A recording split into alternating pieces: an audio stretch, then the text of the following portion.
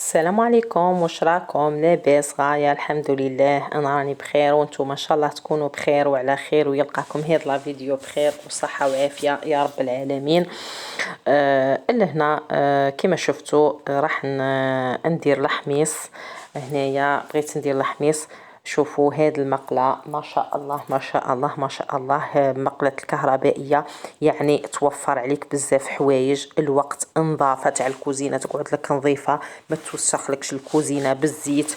ما تضليش يعني تحرقي في يدك على الطابونة وتكحلي فيهم، يعني كي تشوطي يعني الفلفل ولا هادو يعني الخضرة.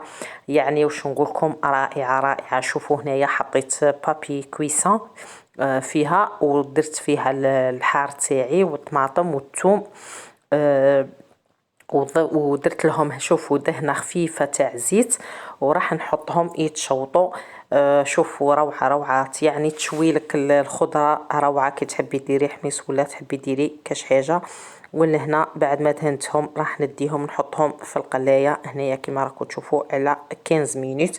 وهنا رحت نشارك معكم واحد التتبيله سهله سهله وبسيطه وبنينه بزاف بزاف، يعني وما فيهاش بزاف توابل، تجي روعه بزاف. لي يكون عندك ستيك كيما هذا ستيك قطعته شويه صغير، وراح نتبلو بتتبيله رائعه. هنا عندي توابل تاع اللحم كما شفتوا، درت الملح ودرت رشه ملح حسب الذوق طبعا، وهنا درت رشه وهي تاع يعني تاع راس الحانوت عفوا، ودرت فلفل اسود.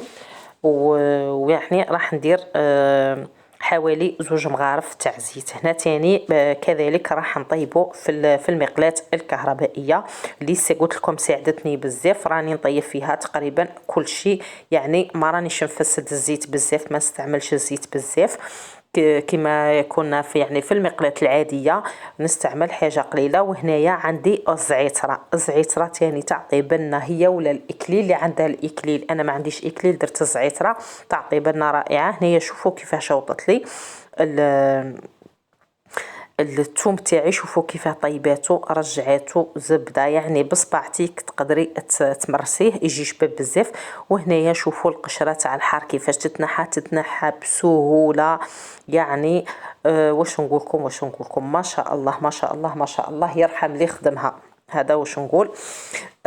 يعني واش نقول لكم هنايا، نقول لكم يعطيكم الصحه المشتركين اللي دخلوا القناه، نقول لهم بارك الله فيكم وربي يجازيكم كل خير.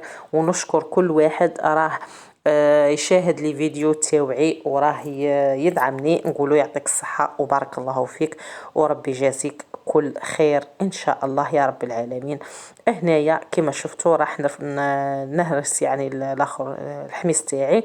وهنايا بعد ما شرب التتبيله اللحم تاعي مليح، الستيك تاعي مليح، هنايا حطيته في المقلاة. شوفوا كذلك ما درت لا زيت لا والو، درت لها بابي كويسون. وهنا شوفوا الشكل النهائي تاعها، وهذا هو الحميص تاع الشكل النهائي تاعنا.